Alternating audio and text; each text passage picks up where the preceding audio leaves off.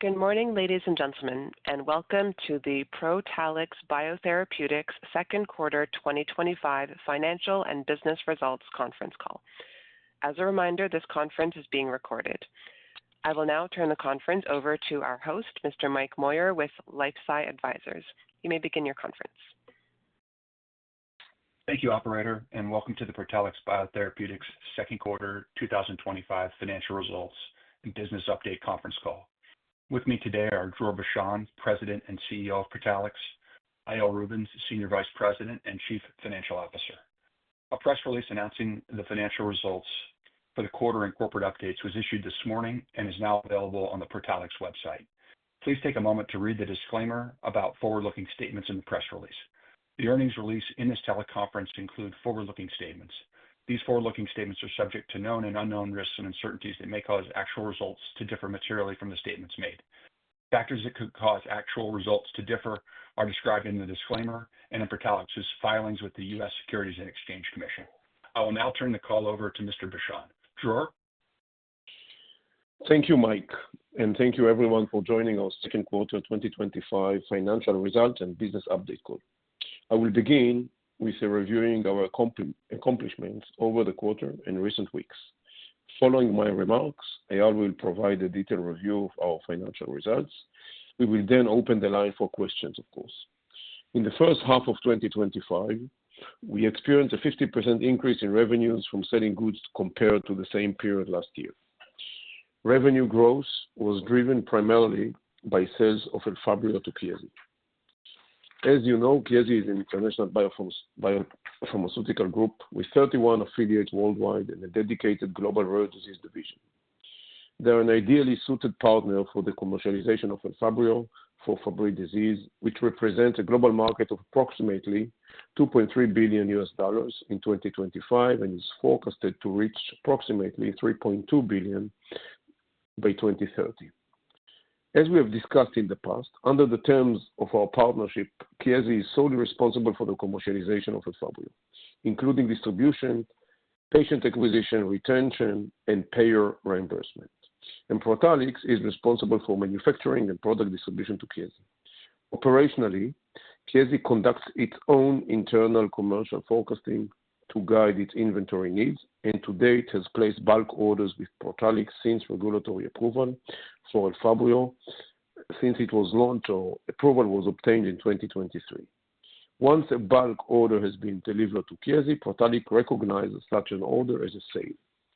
Since commercialization of Elfabrio is still in early phase of market launch, it is important to emphasize certain aspects of this relationship and how it is expected to function in the near future. In the early phase of the launch, there may be quarters with no bulk orders are made due to inventory destocking. Current ordering patterns are only expected to change once the underlying demand characteristics stabilize and launch matures and market share gradually grows. Orders placed by Chiesi are not made in direct relation to pace of patient acquisition and retention, so they cannot be used as a substitution for estimates of end-user demand for Elfabrio. With that said, I have to emphasize that we continue to anticipate Elfabrio royalties exceeding $100 million by 2030, based on a projected 15 to 20% market share of the estimated $3.2 billion Fabry total market. In addition, to these elements, I remind you that last year, in 2024, the European Medicines Agency, EMA, validated Chiesi's variation submission for Elfabrio label to include a less frequent dosing regimen, once in 4 weeks, versus the current standard of care, every 2 weeks dosing regimen, for all current Fabry injectable medications.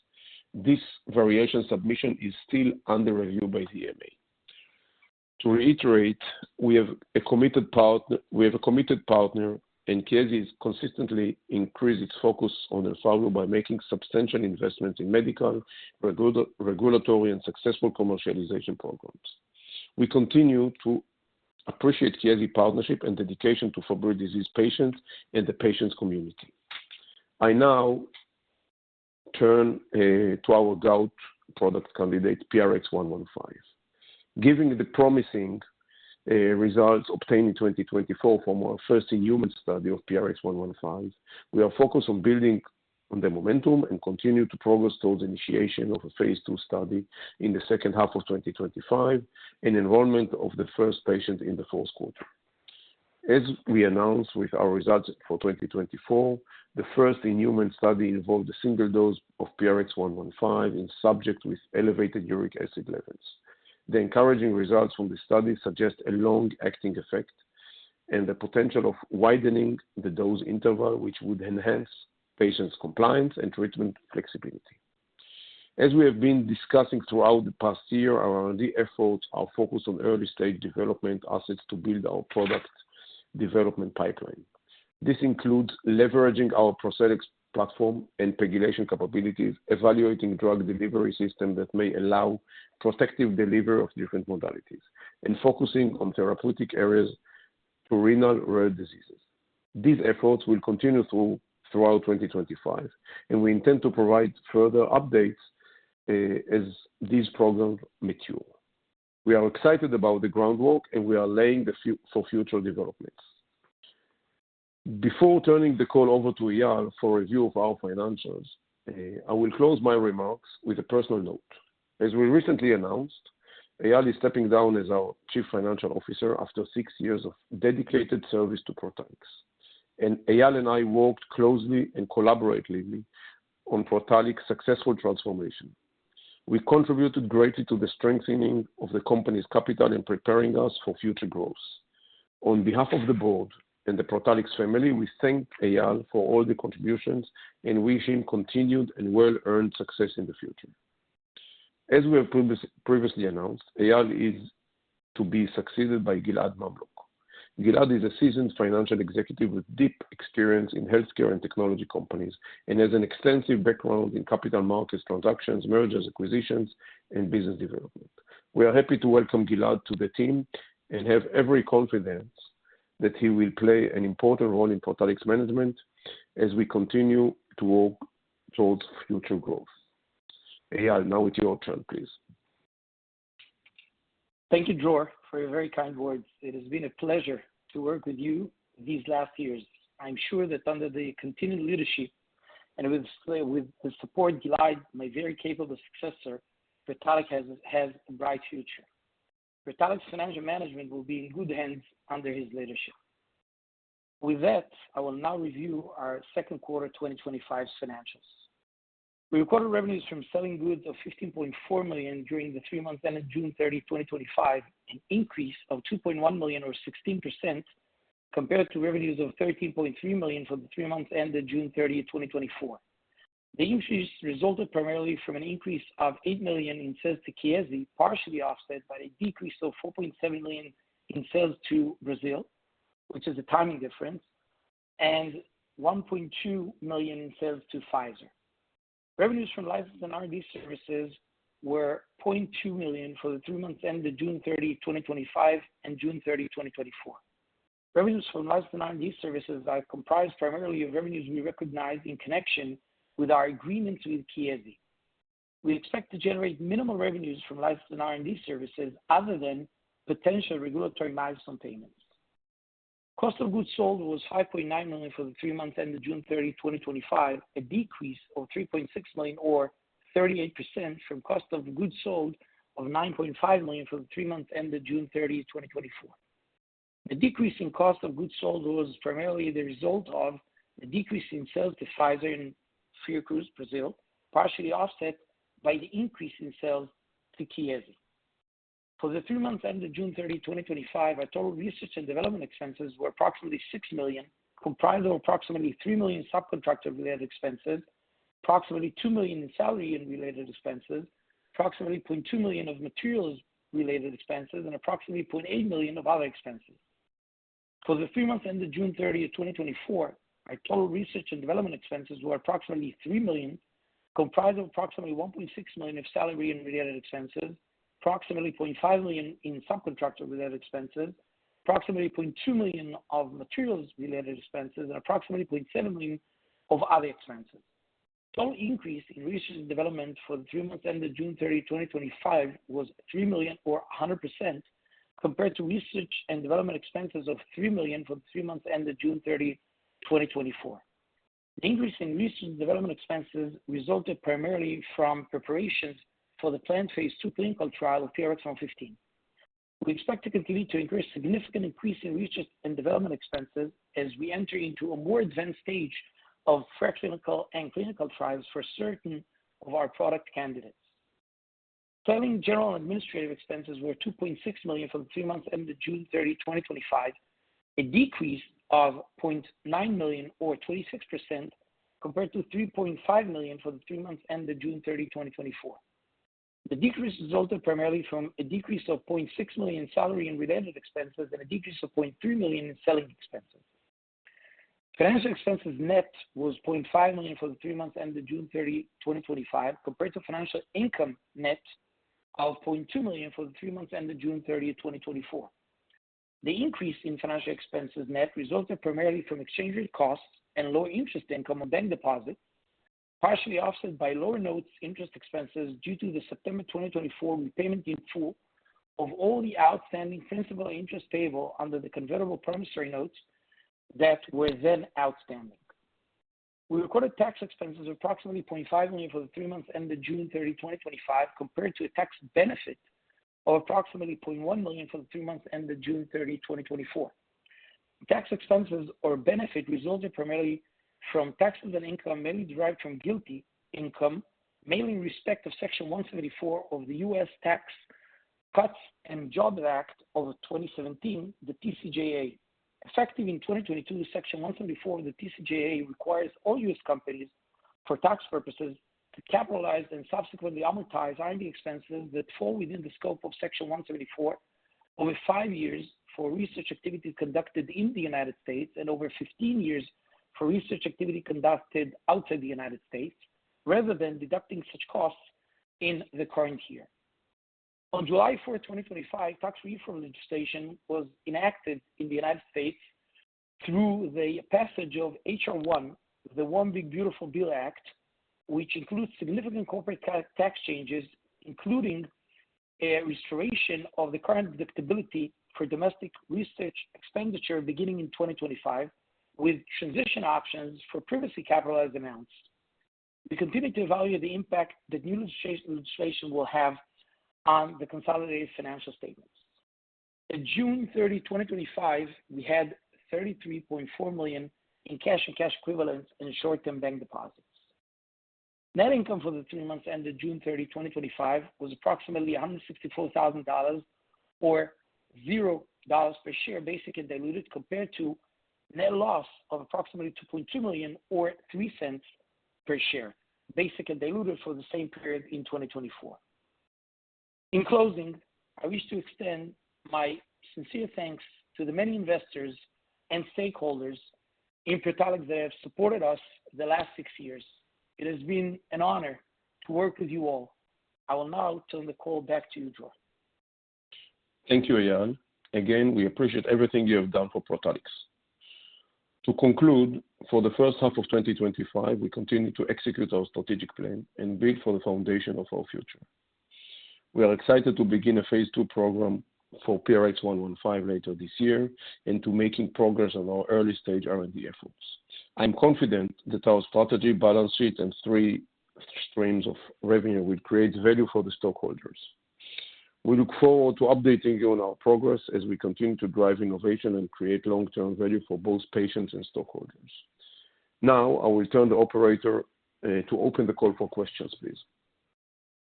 Thank you. We will now be conducting a question and answer session. If you would like to ask a question, please press star 1 on your telephone keypad. A confirmation tone will indicate your line is in the question queue. You may press star 2 if you would like to remove your question from the queue. For participants using speaker equipment, it may be necessary to pick up your handset before pressing the star keys. One moment, please, while we pull for questions. The first question is from John Vandermosten from Zacks SCR. Please go ahead. Great, thank you. And welcome to the CFO seat, Gilad, and best wishes, Eyal. And it seems like a long, long time since we first met and back in New York pre-COVID, a world away, definitely. thought I'd start out with a question on Chiesi. It looks like they started or are planning to launch a study called Pegaso. I guess the way I see it, maybe it's a phase 4 trial or something for Elfabrio. It looks at real-world setting use of the product. Any comments on that, on how that trial, what its objectives are?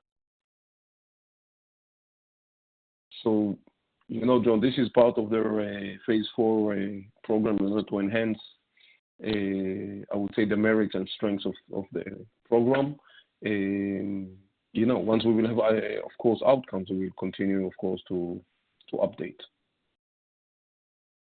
Okay. And second question is on the 115 program. You're going to start a phase 2 pretty soon, and then also, I think, try to enroll before the end of the year. How many sites do you expect for that trial, and what any other detail that you can provide on how that's going to be structured? And I'll take my answers offline. Thank you, Dror. Sure, it's okay. So we plan a couple of dozens of sites. It depends. We will operate mainly, or most of the sites supposed to be in the U.S. I would say between 20 to 30 sites overall, and a couple of sites will be outside the U.S. As we will start recruitment, we'll see if we need to expand it, or we are okay with 20 or 25, or give or take this number. Right now, we open, I think, 25. As a plan. John. Looks like he disconnected. We can go to the next question. Okay. Next question is from Robert Raju from H.C. Wainwright. Please go ahead. Good morning. This is Dan on for Ram. Thanks for taking our questions, and just wanted to say good luck to you all. I haven't been here for very long, but it's been a lot of fun.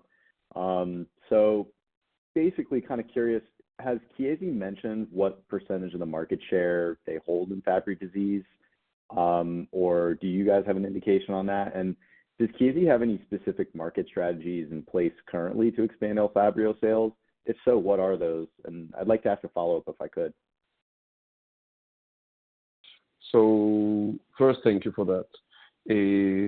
I think we have discussed, we have an agreement in place with Chiesi. We do not disclose number of patients and or market share, and we respect that, of course.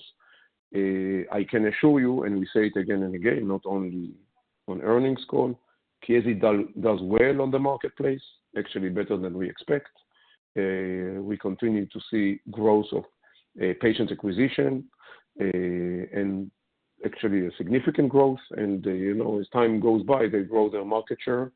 And I assume, going back to what I've said at the beginning, that within a year and a half, we'll see something which is much more gradually growth than fluctuations of sales, from Protalix to Chiesi's inventory.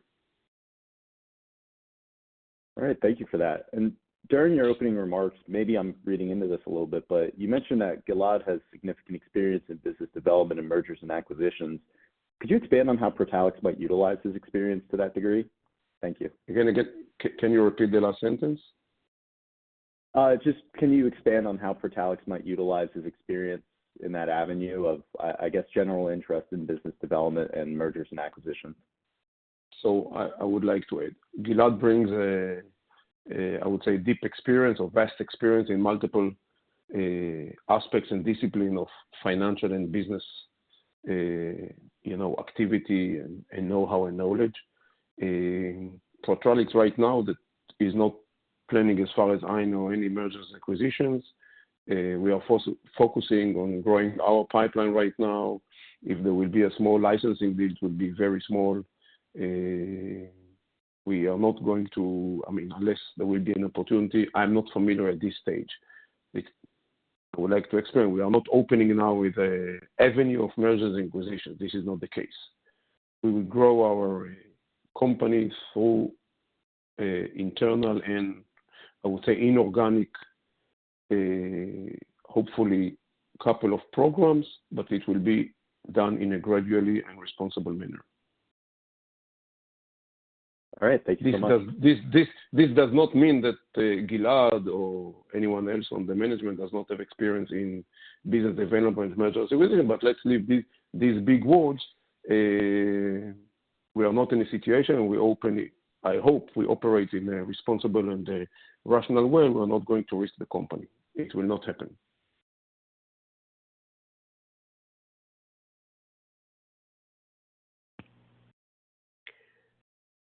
As a reminder, to ask a question, please press star 1. The next question is from Dar Barshis, a private investor. Please go ahead. Yes, good morning, gentlemen. Eyal, thank you so much for your dedicated service over the past 6 years. We appreciate it.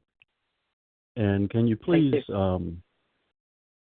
give me an idea of what the remaining value of our contract with KSA is, please? So, other than the numbers were never public, but just to give a sense, and since it's in our presentation, and I've mentioned it on calls, other than the royalties, which, as Dror mentioned, and we have it also in our presentation, we believe that the sales to KSA are going to exceed $100 million by 2030. On the regulatory and commercial milestones, we believe, again, based on the projected 2030 market and based on their penetration and the market share that they are sharing with us, the forecasted market share they are sharing with us, we believe that Protalix can be entitled up to $500 million in milestone, both commercial and regulatory.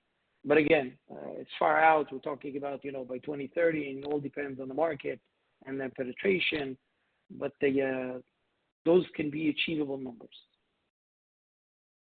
Thank you. You're welcome, and thanks for the kind words. There are no further questions at this time. I would like to turn the floor back over to Dror Bashan for closing comments. Thank you. So thank you all for joining the call today.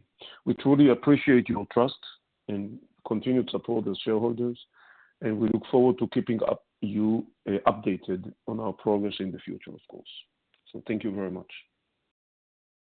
This concludes today's teleconference. You may disconnect your lines at this time. Thank you for your participation.